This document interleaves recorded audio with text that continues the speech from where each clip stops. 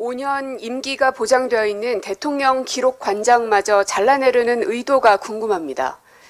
자신의 마음에 들지 않으면 그게 누가 되었든 칼을 휘둘러대는 대통령인 것은 알고 있습니다만 최소한의 법과 원칙은 지켜야 하지 않겠습니까? 윤심을 거슬렀다고 이준석, 유승민, 나경원을 잘라내는 것이야 그 당의 사정이니 토를 달지 않겠습니다. 하지만 대한민국 국가가 정한 법과 원칙은 아무리 대통령이라 해도 무시해선 안 되는 것 아닙니까? 2007년 이 대통령 기록물의 관리 및 보호 기능의 전문적 독립적 수행을 위해 대통령 기록물 관리에 관한 법률이 제정되고 이에 따라 대통령 기록관이 설치 운영되었습니다.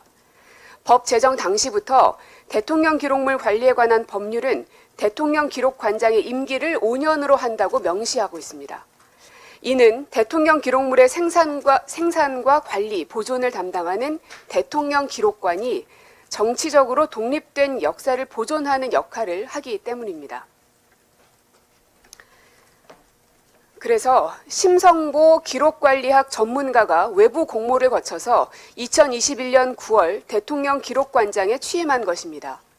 그런데 행안부는 지난해 12월 말 심 관장을 인사혁신처 중앙징계위원회에 중징계 요청했고 1월 5일자로 관장 직위를 해제했습니다.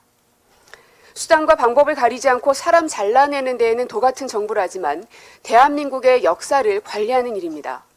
4년의 임기가 남은 전문가를 쫓아내고 뭘 들여다보겠다는 것입니까? 이명박 정부 당시에도 노무현 정부에서 임명된 대통령 기록관장을 무리하게 기록 무단 유출로 해임했지만 결국 징계 처분은 위법하다는 판결을 받은 바 있습니다. 1997년 일찌감치 유네스코 세계 기록유산으로 등재된 조선왕조실록의 가치는 권력에 휘둘리지 않은 객관적인 기록에 있습니다. 임금조차도 사초를 들여다볼 수 없게 해서 엄격하게 실록에 관여하지 못하게 한 것입니다. 폭군으로 알려진 연산군만이 일부 열람한 것을 제외하면 이 원칙은 조선왕조 500년 내내 지켜졌습니다. 기록에 대한 정치적 관여는 역사 왜곡으로 이어질 수 있기 때문입니다.